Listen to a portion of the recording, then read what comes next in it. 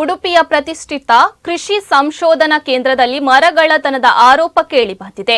ಕೇಂದ್ರದ ಅಧಿಕಾರಿಗಳೇ ಇದರಲ್ಲಿ ಶಾಮೀಲಾಗಿರುವ ಸಾಕ್ಷಿ ಇದೆ.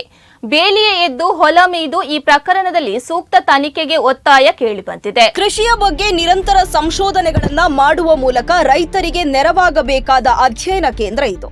ಶಿವಮೊಗ್ಗದ ಕೃಷಿ ಮತ್ತು ತೋಟಗಾರಿಕಾ ವಿಶ್ವವಿದ್ಯಾಲಯ ವ್ಯಾಪ್ತಿಯಲ್ಲಿ ಕಾರ್ಯಾಚರಿಸುತ್ತಿರುವ ಈ ಕೇಂದ್ರ ಹಸಿರೇ ಉಸಿರು ಎಂಬ ಆಶಯ ಹೊಂದಬೇಕಾಗಿತ್ತು. ದುರಂತವೆಂದ್ರೆ ಬೆಳೆದು ನಿಂತ ಹಸಿರು ಮರಗಳಿಗೆ ಕೇಂದ್ರದ ಅಧಿಕಾರಿಗಳಿಗೆ ಕುಮ್ಮಕ್ಕು ನೀಡಿ ಕೊಡಲಿ ಏಟು ಕೊಟ್ಟಿದ್ದಾರೆ. ಈಗ ಗುತ್ತಿಗೆದಾರನ ಮೇಲೆ ಗೂಬೆ ಕೂರಿಸಿ ಪಾರಾಗಲು ಪ್ರಯತ್ನಿಸುತ್ತಿದ್ದಾರೆ. ಅಷ್ಟಕ್ಕೂ ಇಲ್ಲಿ ಆಗಿರೋದೇನು ಗೊತ್ತಾ?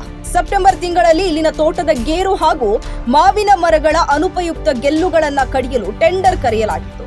ಪ್ರತಿ ಮರಕ್ಕೆ 1,000 ರೂಪಾಯಿ ನಿಗದಿಯಾಗಿತ್ತು. ಆದರೆ ಟೆಂಡರ್ ಪಡೆದ ದಕ್ಷಿಣ ಕನ್ನಡ ಜಿಲ್ಲೆಯ ಹೈದರ್ ಎಂಬವರು ಗೆಲ್ಲುಗಳನ್ನ ಕಡಿಯುವುದರ ಜೊತೆಗೆ ಲಕ್ಷಾಂತರ ಮೌಲ್ಯದ ಅಕೇಶಿಯ ಮರಗಳನ್ನ ಕೂಡ ಕಡಿದು ಸಾಗಿಸಿದ್ದಾರೆ.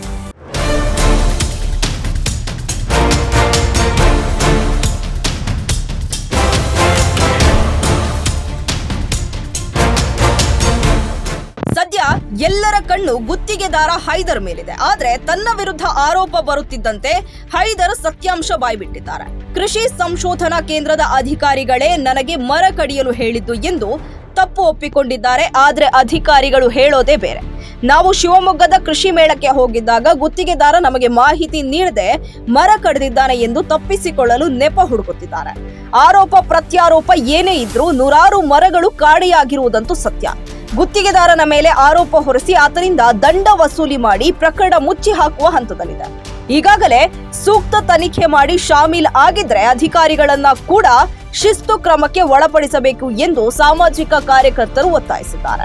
ಈ ಮರ ಸಾಗಾಟನೆ ವಿಚಾರದಲ್ಲಿ, ಮರ ಕಳ್ಳತನ ಆಗಿರುವಂಥ ವಿಚಾರದಲ್ಲಿ ಯಾರೆಲ್ಲ ಇದರಲ್ಲಿ ಶಾಮೀಲಿದ್ದಾರೆ ಅಂದರೆ ಈ ಸೂಪರಿಂಟೆಂಡೆಂಟ್ ಶಂಕರ್ ಅಂತ ಮತ್ತು ಧನಂಜಯ ಅಂತ ಅಧಿಕಾರಿ ಯಾರಿದ್ದಾರೆ ಅವ್ರ ಮೇಲೆ ಕಠಿಣವಾದ ಕ್ರಮ ಸರ್ಕಾರ ತಗೊಳ್ಬೇಕು ಮತ್ತು ಅವರನ್ನು ಕೆಲಸದಿಂದ ಅಮಾನತು ಮಾಡಬೇಕು ಅಂತ ನಮ್ಮ NSUಯಿಂದ ಆಗ್ರಹ ಮಾಡ್ತಿದ್ದೇವೆ. ಮೊನ್ನೆಯ ದಿನ ನಾವು ಮೌನ ಪ್ರತಿಭಟನೆ ಇಲ್ಲಿ ಮಾಡಿದ್ದೇವೆ.